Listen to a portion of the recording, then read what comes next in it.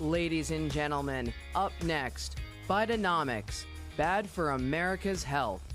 Please welcome former member of Congress, host of the Doug Collins podcast, Doug Collins. Commissioner of the Federal Communications Commission, Brendan Carr. Co-founder of the Committee to Unleash Prosperity, Stephen Moore. And your moderator, Director of CPAC Foundation's Center for Regulatory Freedom, Andrew Langer.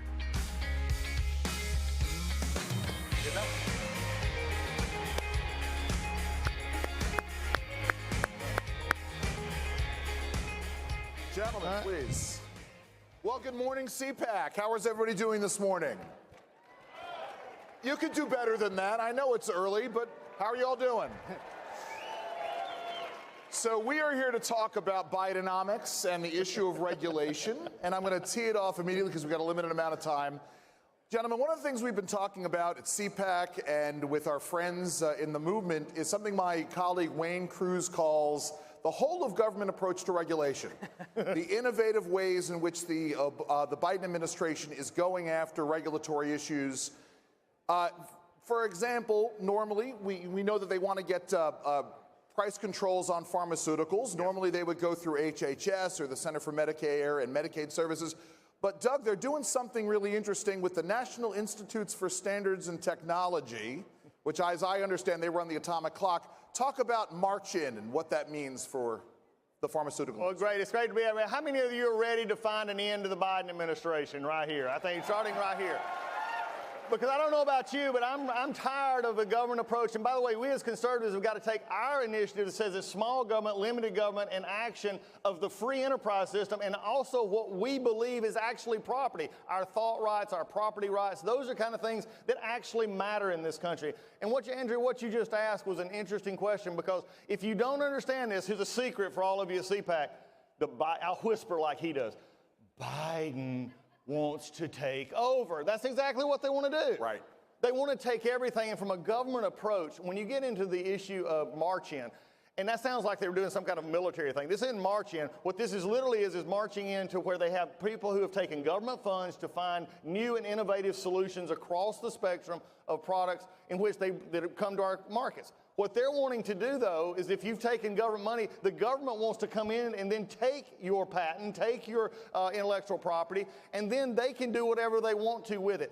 This will send us back to pre-1980 Ronald Reagan. How many of you want to take a trip back to Jimmy Carter days? Is there anybody in the place longing for that? No, nobody wants to. So what we've got to understand here, and I think when we look at our economy, the question is are we going to believe in American exceptionalism? Are we going to believe that Americans have the ideas and that property rights matter? Those are the things that you think of, you dream of. They come from the heart. We've got to be a part of that. The greatest expansion of pharmaceutical research occurred in the years after the Bayh-Dole bill was passed, 1980. The Biden administration wants to take us back. In the same way, Brendan Carr, we had the greatest expansion of broadband deployment after we got rid of the Obama-era net neutrality rules under President Trump and the work you guys were doing at the FCC. Now the Biden administration is going after digital equity and net neutrality again. Tell us all about that. Yeah, so great to be here back at CPAC. I mean, listen, Americans have been living through an unprecedented surge in censorship. The administrative state and the government, the Biden administration, has been colluding to shut down free speech, open dialogue, diversity of opinions. You've seen it in your own life. Any discussion about the Hunter Biden laptop story to run up to the last election, censored. Any discussion about the potential origins of COVID-19, censored. Discussions about how we should respond to COVID itself, censored. And the reality is this: the administrative state, the powerful arms of the government, all the three-letter agencies, they have been controlled for approaching 16 of the last 20 years by Democrats. And just look what's going on. As you noted, the government right now is looking to impose digital equity rules on the internet, rules of unprecedented sweep to control everything that takes place on the internet. They're looking to put back Title II net neutrality rules, which are another way of just controlling the internet. Just this week at the FCC, we voted to require all broadcasters to publicly post race and gender scorecards. Listen to this. This is important stuff here. That list the demographics of all their employees. Why? because activist organizations want to use that information to pressure businesses into hiring people, or not, based on their race and their gender. So what's going on here? These aren't isolated pinpricks. It goes back to a lot of causes, but one main one. This extreme version of identity politics and everything else is downstream. Once you divide America into oppressor groups and oppressed, then of course we can take the rights away from the oppressor groups. Of course they don't need the First Amendment, but that's just the beginning. You know, free speech is the counterweight to government control. Amen. And there's a straight line from the ballot box to the soapbox. Hear, hear. As soon as they say, we don't trust you with what to say, they move very quickly into, we don't trust you in terms of who you get to vote for. Steve, let's pull it back to the 30,000-foot level and talk about the macroeconomics of regulation. We know that President Trump kept regulatory costs stable at about $2.25 trillion annually, which is high, but he kept it stable, which is important. Under the first 3 years of the Biden administration, it's skyrocketed. We're now looking at a regulatory state that's over $3 trillion a year. If we stay on this trajectory, it's looking like $7 trillion a year by 2030. What does that mean for the American economy if we don't change that trajectory? Well, great to be with you all, by the way, and be back at CPAC. And I don't know about you guys, but this is a thrill of a lifetime for us to be the warm-up act for the greatest president in the last 50 years, Donald J. Trump. There we go. By the way, you asked about regulation. I get the Wall Street Journal app on my phone. I don't know how many of you seen this, but it was just announced literally 10 minutes ago that have you heard about this? Joe Biden is going to rename the BATF. Did you hear, no, I have not heard this. Yeah. Tell me you're not teeing up a joke here. No, this is not a joke. It's now going to be called the Bureau of Alcohol, Tobacco, Firearms, Gas Stoves, Air Conditioners. By the way, they're not going to take away our gas stoves, are they? We're not going to let them take away our cars, our gas stoves, our air conditioning. All right. So you asked about the impact of Biden's regulations. So just to put it in terms that people can understand, under Barack Obama, who was the second worst president in the last 50 years. Joe Biden is the worst president of the last 50 years.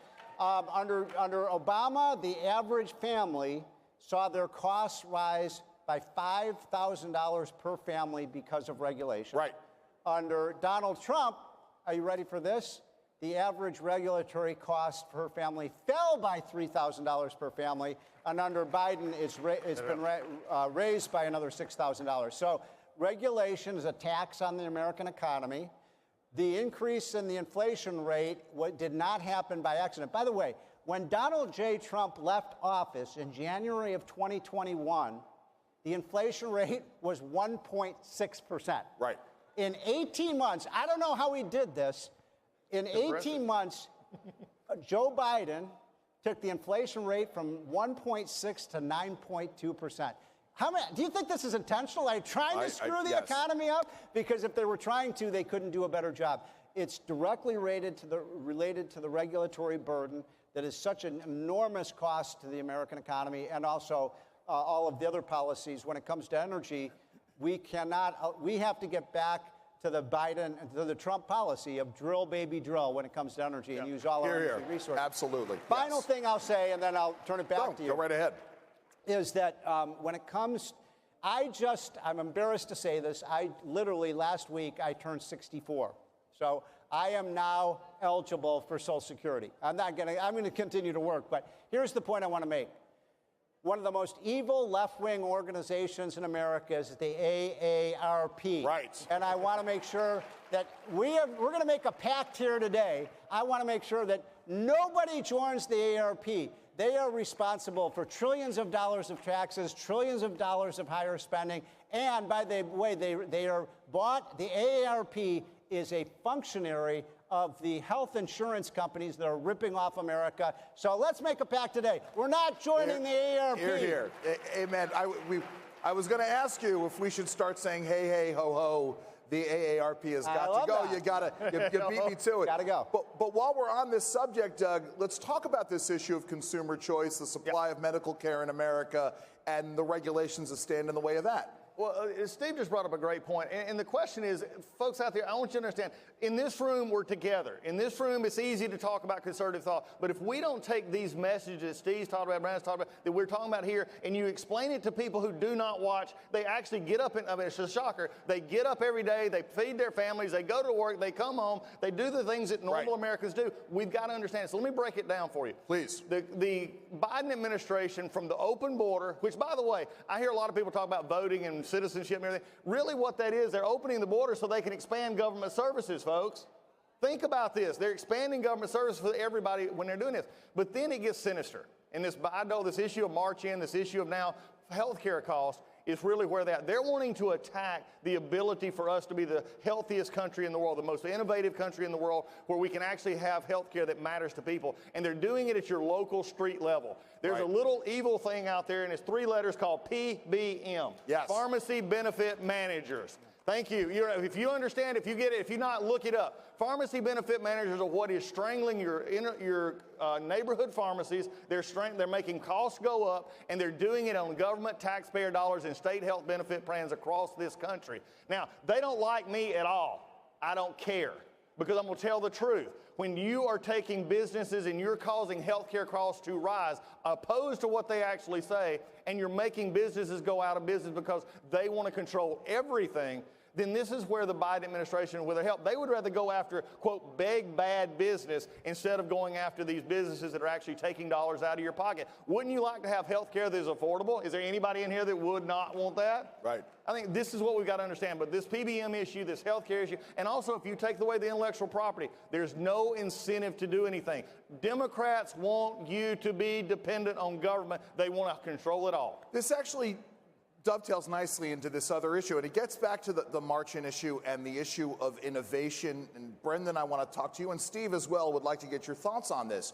Because as we said, as we were closing with your early remarks, Doug, this issue of spurring innovation, if you do not have, if your intellectual property rights are under siege, you are not going to invest in research and development because you're not going to be able to recoup that investment.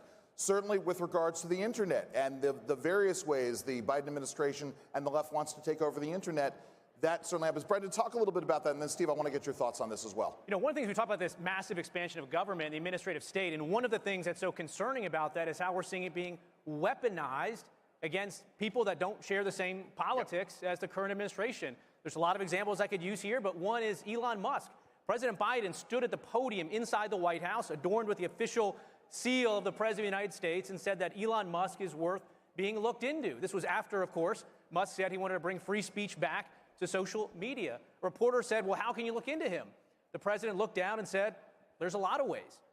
And there certainly are. Since then, we have seen an unprecedented surge in regulatory harassment. The FAA, the DOJ, the Southern District of New York, even the FCC, where I work, have taken regulatory action against Elon Musk. In fact, the Fish and Wildlife Service went after him because during a Starship launch, there was apparently a handful of blue land crabs and some bobwhite quail eggs that were charred.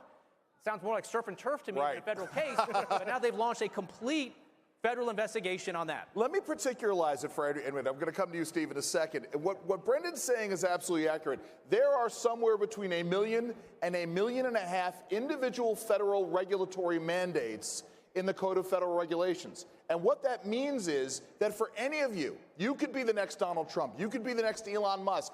There's a political legal philosopher named Henry Silverglade who wrote a book called 3 Felonies a Day, in which he posits that the average American commits 3 felonies a day because they simply don't know all of the 1 million to 1.5 million regulatory mandates out there. It puts us all in the crosshairs of the federal government, and that's what we're talking about here. Steve, again, let's get into that a little bit. Talk a little bit about the issue of innovation and government stifling innovation and why we can't allow that to happen. Well, one of the best areas to talk about when you talk about innovation is what's happened in our energy industry. Right. And I don't think there's any issue where Joe Biden has been more hostile to America's interests, both from an economic standpoint and a national security standpoint, than on energy.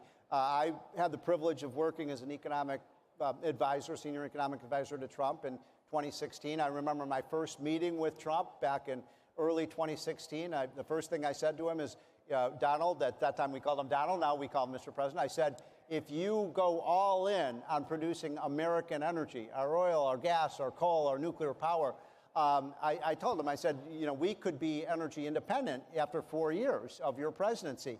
And I'll never forget, folks, what he said to me.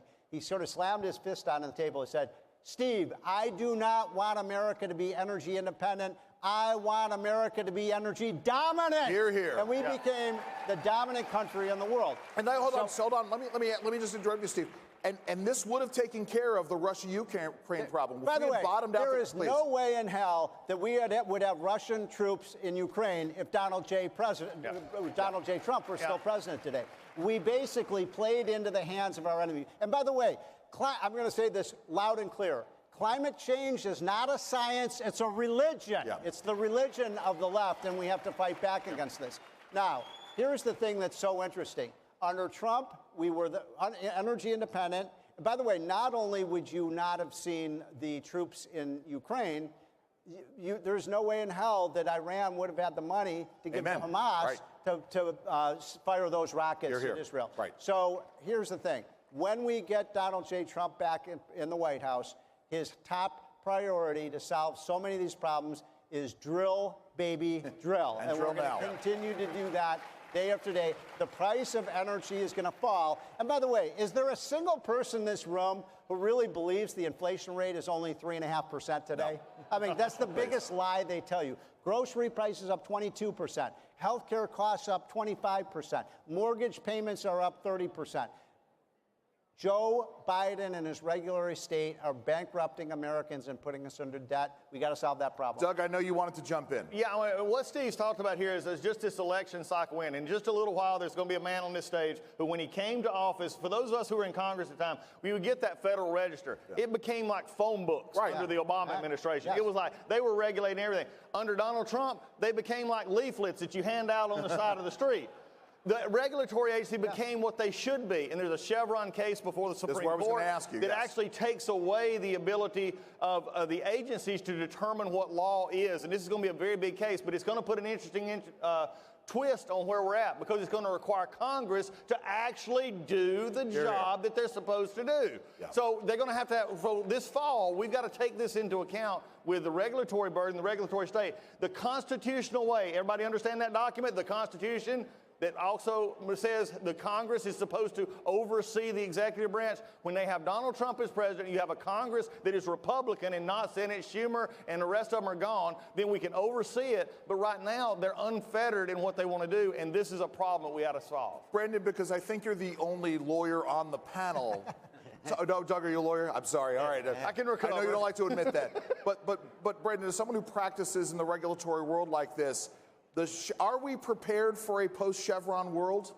Yeah, we should be. Look, at the end of the day, you know, administrative agencies where I work, there's dozens and dozens across D.C., and they're engaged in regulating all aspects of your life. In fact, the administrative state is part of an effort to fundamentally reshape your relationship with government. And so the idea that the Supreme Court is rightly saying agencies like mine shouldn't have sweeping authorities not granted to us even by Congress, that it should instead be Congress to do its job. And some people say, well, Congress isn't getting anything done. Well, sometimes that's a feature. Maybe that's a feature, right? Yes, the system. Absolutely. But, you know, look, we talked about censorship earlier on and this collusion between government and the Biden administration to take individual Americans, they don't like them expressing their free speech, and censor them. And it's just deeply, deeply concerning. And again, as I indicated, it's all downstream from this extreme version of DEI, this extreme version of identity politics, because again, once we're divided, then we're just told how we should think, and there's no need for free speech at that point. And I think fundamentally for this country, there's a fork in the road for us to come.